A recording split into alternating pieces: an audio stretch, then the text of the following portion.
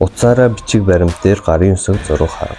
Одоо ямар нэгэн документэнд гарын үсэг зурхын тулд заавал биечлэн очих шаардлагагүй болсон. Та утсаараа шууд гарын үсгээ зурж илгээх бүрэн боломжтой. Үүний тулд та галерей доторх баримтныхаа зургийг нээгээд доод талд байгаа edit товчлуур дээр дарна. Дараа нь дээд талд гарч ирэх харандааны дүрстэй товчлуурыг сонгоно. За үүний дараа доод буланд байгаа нэмэх тэмдэг рүү дараад Add Signature дээр дарж дэлгэц дээрээ гарын үсгээ зурна. За үүний дараа дээд буланд байрлах даан товчлуурыг дарна.